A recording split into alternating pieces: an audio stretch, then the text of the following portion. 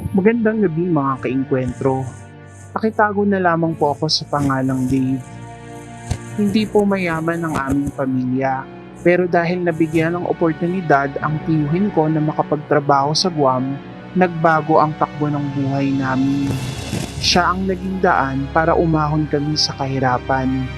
Binigyan niya ng kapital ang aking mga magulang dahilan upang magkaroon sila ng pantustos sa pag-aaral naming magkakapatid. Dahil dito, naging titulado kaming lahat na magpipinsan. Utang namin kay Tito Romy ang maayos na buhay na meron kami ngayon.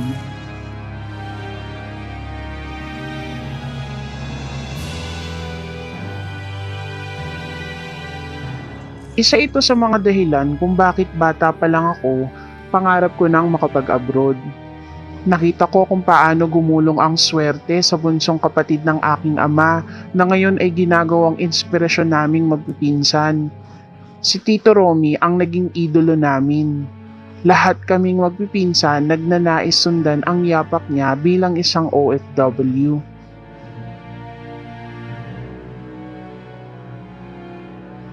Isa lamang si Tito Romy sa libo-libong mga OFW na nakakuha ng swerte sa pangibang bayan.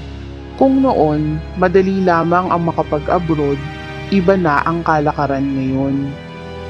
Tito Romy, kailangan po ba talaga ng at least 2 years experience sa trabahong papasukin ko dyan bago ako makalipad? Hindi po ba pwedeng gawan na lang yun ng paraan? Tanong ko habang magkausap kami sa messenger. Nagsisimula na kasi ako maglakad ng papel papuntang Guam. Kaya lang naantala ang aplikasyon ko nung makita na wala akong mahabang experience sa pagiging office clerk. Ang totoo, Dave, pwede naman tayo magbayad ng daang-daang libo para suhulan yung tauhan ng agency para pikihin ang papel mo, pero alam mong hindi ko yun gagawin, di ba? Kung sa requirements mo pa lang hindi ka na kayang pagkatiwalaan ng buo ng magiging amo mo, paano pa sa mga malalaking bagay? Honor and dignity are important traits in being an OFW. Hindi ka lalapitan ng blessing kung wala kang iisipin kundi ang mandaya. Tila napahiya ako sa sinabi ni Tito Romy. Dahil doon, lalong tumaas ang respeto ko sa kanya. Deserve na deserve niya ang lahat ng blessing na nakukuha niya dahil isa siyang mabuting tao.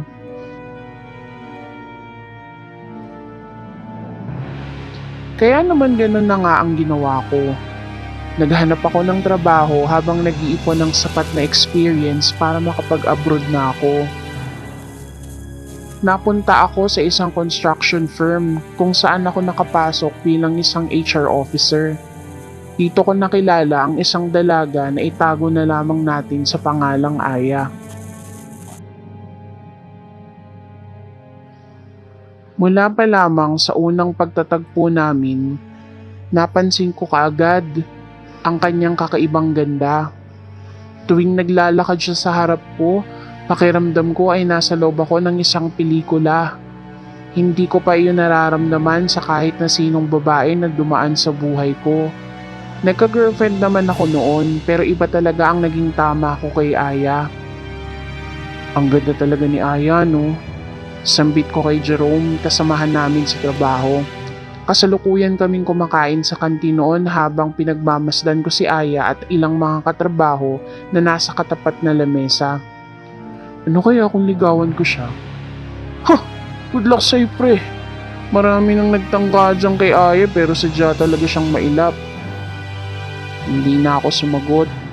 Patid ko naman kung gaano kapopular si Aya sa mga kasamahan ko. Marami nang sumubok na ligawan siya subalit lahat ay nabigo.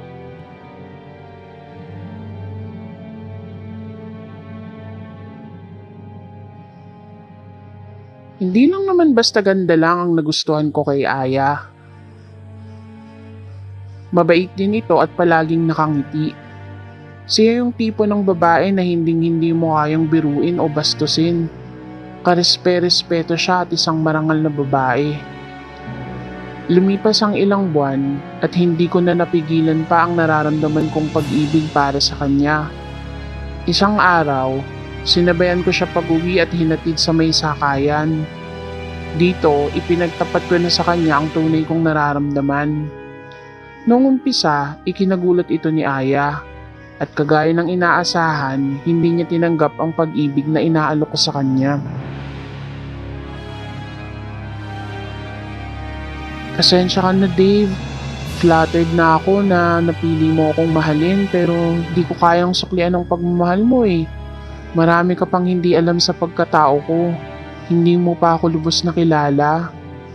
Hindi ko naman sinasabi na sagutin mo ako agad eh.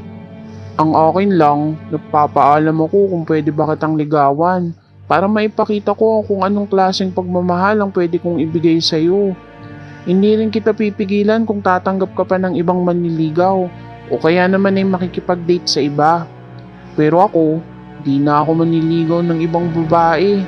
Bigyan mo lang ako ng chance, Aya. Okay na sa akin yun. Sigurado ako sa sinasabi mo, Dave. Sinasabi ko sa'yo wala kang aasahan sa akin. Wala sa priority ko ang pakikipagrelasyon. Mapapagod ka lang. Hindi ako mapapagod, Aya. Ipapakita ko sa'yo na seryoso ko. Ikaw ang babaeng gusto kong iharap sa dambana pagdating ng araw. Hindi ako titigil hanggat hindi ko nakukuha ang puso mo. Bahala ka, diba? Kung hindi ka naman magpapipigil eh.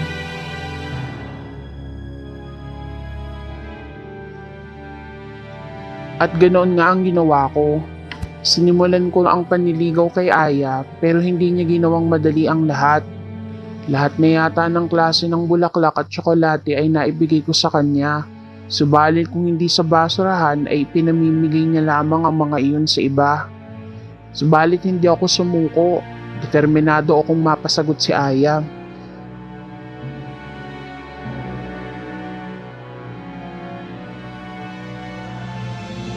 Bukod sa pagbibigay ng mga regalo, ipinakita ko rin kay Aya na talagang malinis ang intensyon ko sa kanya. Sa tuwing inaaya ko siyang makipag-date, hindi ako pumapayag na wala siyang kasamang kaibigan niya. Palagi kaming grupo kung lumakad. Hindi rin ako pumapasok sa apartment niya sa tuwing hinahatid ko siya. Palagi lang ako sa may gate at naghihintay at hindi nag-aabalang pumasok sa loob. Ayaw ko kasing pag-chismisan siya ng mga kapitbahay niya. Masyado kong inaalala ang reputasyon ni Aya. Ayaw kong mabahiran iyon ng kahit anong klaseng chismis.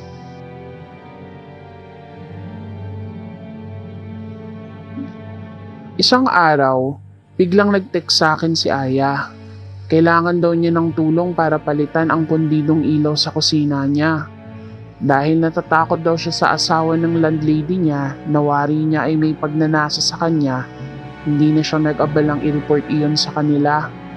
At dahil day off ko naman at wala naman akong lakad, kaagad akong tumanima sa pakiusap niya. Mga 6:00 na noong makarating ako sa apartment niya. Iyon ang unang beses na nakapasok ako sa loob ng inuupahan niyang kwarto. Hindi ito kalakihan at sapat lamang para sa 1 o 2 tao. May maliit na kusina at sariling banyo rin kaya komportable at maayos din naman.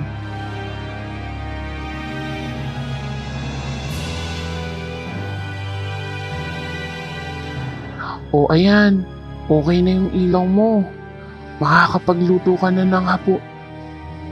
Natulala ako sa sumunod na ikinilos ni Aya. Unti-unti na kasi niyang hinuhubad ang pantaas niyang blusa. Aya, anong ginagawa mo? Ayaw mo ba nito, Dave? Hindi ba dito ang gusto mo?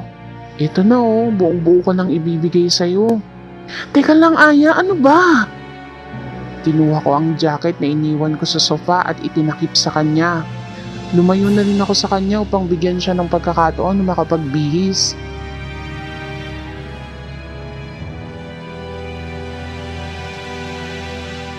Walang imik si Aya habang nararamdaman ko ang pagbibihis niya. Pasensya ka na Hindi ko sinasadyang sigawan ka. Ginagalang kita, Aya. Hindi kita gagalawin hanggat hindi tayo kinakasal.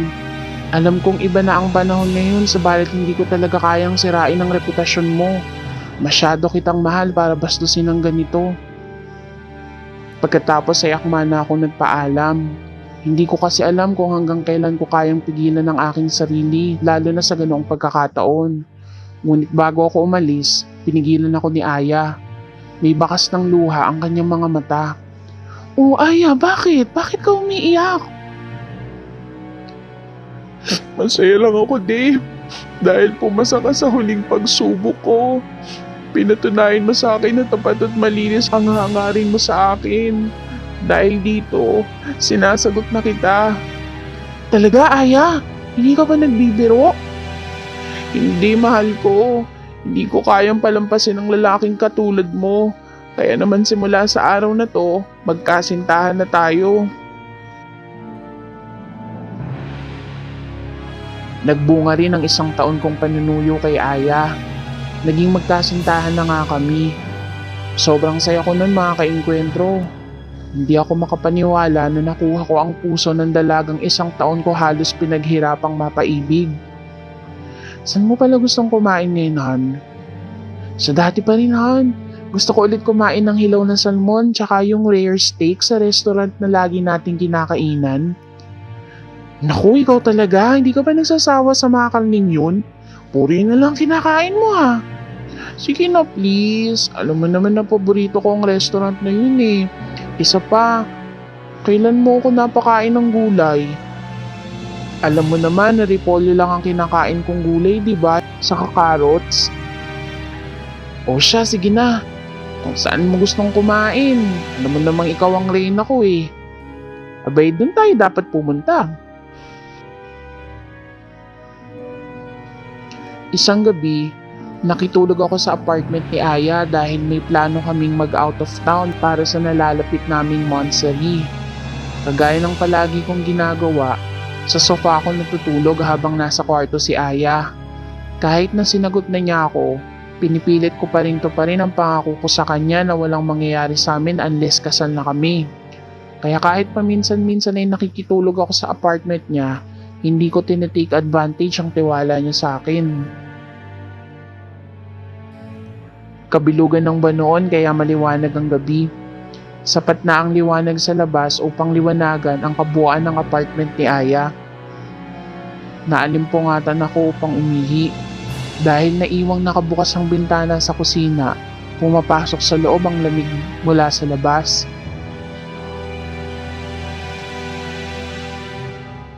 Malapit na kasi ang Christmas season kaya malamig na ang simoy ng hangin.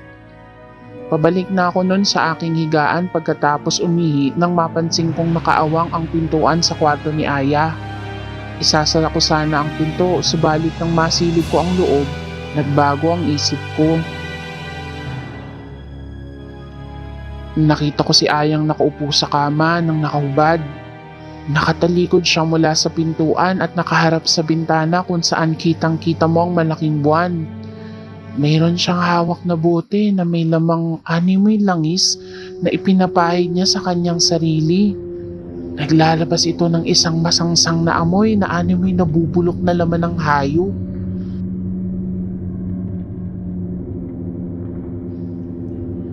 Napangiwi ako dahil sa sangsang ng amoy na yon. Dahan-dahan akong bumalik sa aking higaan bago pa ako mahuli ni Aya na nininilip sa kwarto niya.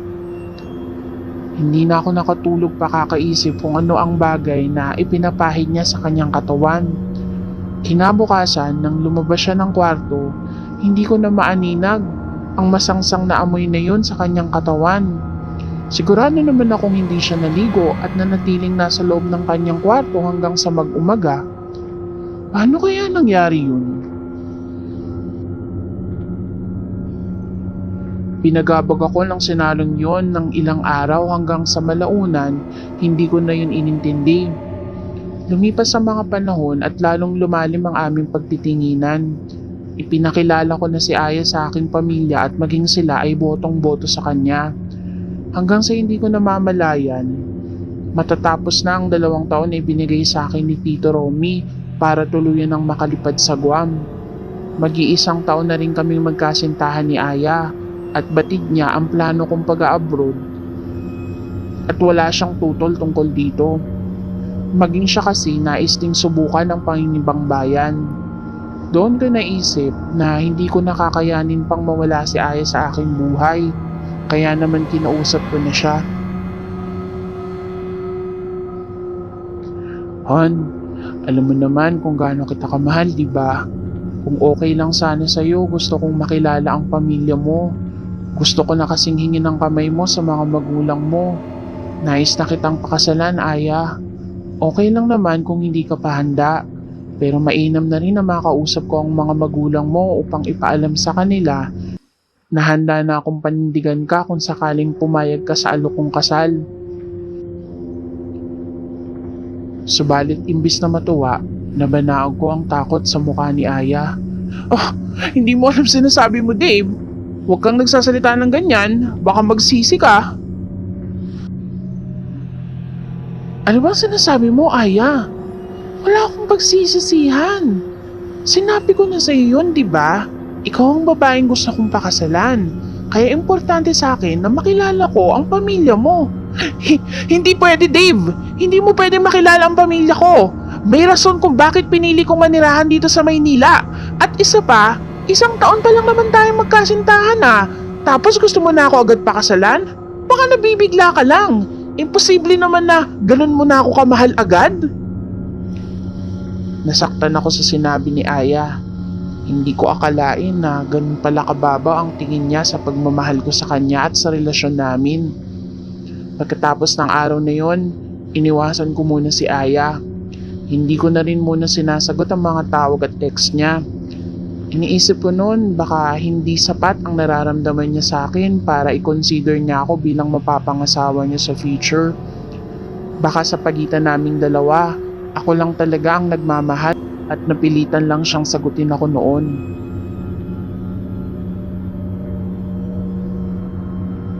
Nakipag-cool off muna ako kay Aya upang mag-isip. Masakit man yun sa akin, naisip kong yun ang pinakamabuting gawin upang bigyan siya ng sapat na panahon upang pag-isipan ang tungkol sa aming dalawa. Nag-file din ako ng leave sa trabaho upang iwasan siya at tuluyan lang ang nagkulong lang sa bahay. Isang hapon, nagulat na lamang ako nung magpunta siya sa bahay upang makipag-usap. Maluwag ko naman siyang tinanggap. Dave, I'm sorry. Hindi ko dapat sinabi sa iyo mga bagay na yun. Naging insensitive ako sa nararamdaman mo. Huwag mo sanang i-doubt ang pagmamahal ko sa iyo, please. Totoong mahal kita, Dave. Totoong totoo. Hindi ako nagsasalita at nanatiling nakikinig lang kay Aya. Sige, kung talagang gusto mong makilala ang pamilya ko, dadalhin kita sa amin. Dito ko talaga malalaman kung talagang tunay ang pagmamahal mo para sa akin. Bukas na bukas rin, luluwas tayo pa uwi ng Iloilo. Pero sinasabi ko sa'yo, Dave, make or break itong gagawin nating trip. Magkakaalaman talaga kung kaya mo akong panindigan pagkatapos mong makilala kung anong klaseng pamilya meron ako. Natuwa ako sa sinabi niyo ni Aya. Subalit kasabay niyon ay ang pagkabog ng aking dibdib. Bakit kaya ganun na lamang ang pag-aalala ni Aya na makilala ko ang kanyang pamilya? Ano kayang lihim ng kanyang pagkatao ang malalaman ko sa pagtungtong ko sa lugar kung saan siya pinanganak?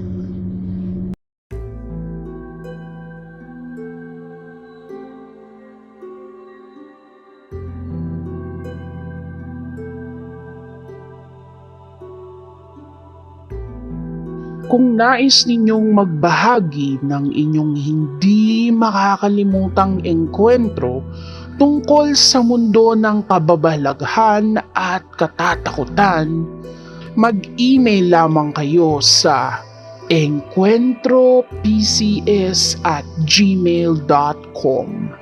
Ang mapipiling kwento ay mapifeature sa aming susunod na video at mananalo ng kaukulang premyo. Huwag niyo rin kalimutang mag-like, share at subscribe sa aming YouTube channel para sa mas marami pang engkwentrong kilabot at